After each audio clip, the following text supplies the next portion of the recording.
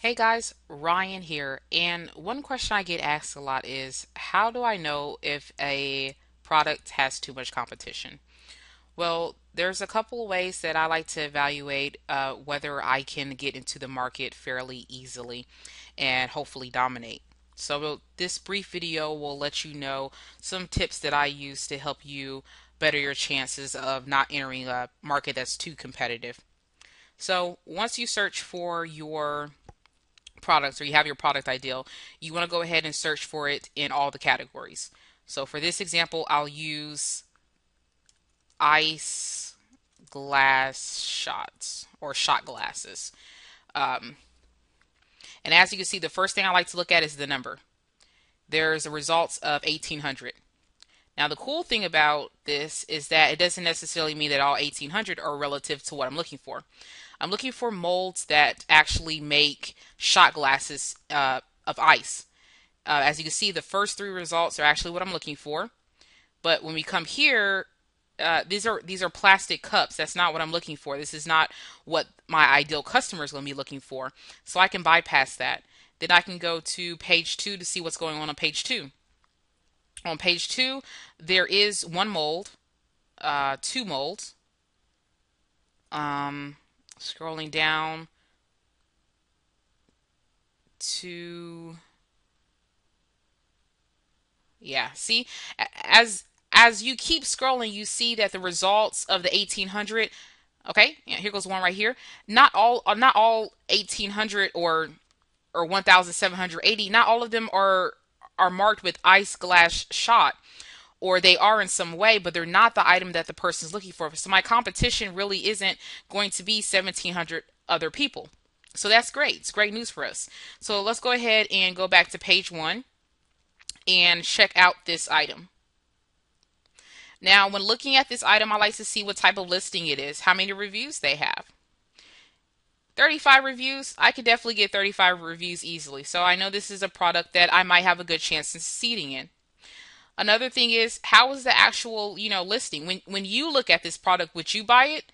Do you feel like you have enough information to do so?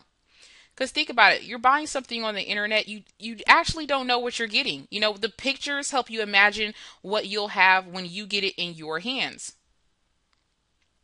So this listing is pretty good. I feel like I have a very good understanding of what I'll be getting. And the description is pretty good too, you know? It's letting me know what I can use it for. It's letting me know the features. I feel confident that this is a pretty good listing. So this may be a little bit of a challenge, but I'm pretty sure I can post just as many pictures, and I'm pretty sure that I can get, more than 35 reviews. So let's go back and let's evaluate another product. The second product that shows up too. This is a lot weaker of a listing. Look, there's only 3 photos. Let's scroll down, look at the description. The description is okay, but there's nothing bold. It looks actually a little wordy. I don't know if I personally will want to read this. So, I think I'd feel very confident that I could, this right here wouldn't be a factor. That wouldn't be competition. So let me go on to the next one. And this one's a pretty great one. It looks like they have different colors, different molds. It's not just shot glass molds.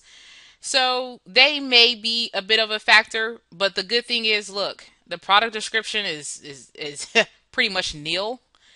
And a lot of the pictures that they have in colors, they're not even pertaining to what was originally searched. So it's so irrelevant. Someone may actually get frustrated to think, okay, I don't know if I'm getting shot glasses at this point or if I'm getting some other molds. I don't know what's going on.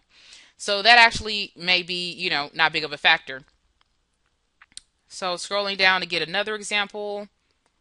Let's see. I'm just looking for those molds. Frozen mini cups.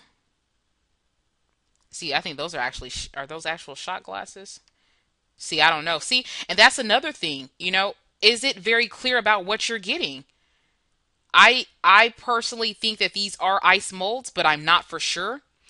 It's not clear, and it might be clear to another buyer, but maybe they're like me and maybe it's not clear.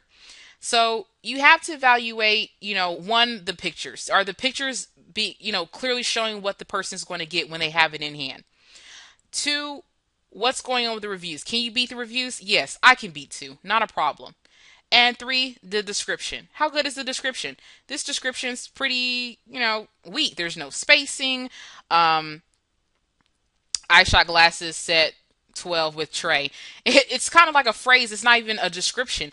You can create a colorful imagery in your customer's mind using your words. You can paint a picture in their mind, not only using the pictures, but your words as well. So when you're evaluating your competition, besides just evaluating the number of results that comes up and then actually looking through the search results, consider the images, consider the reviews, and consider the description. And is it very clear that the customer is getting what they're actually searching for?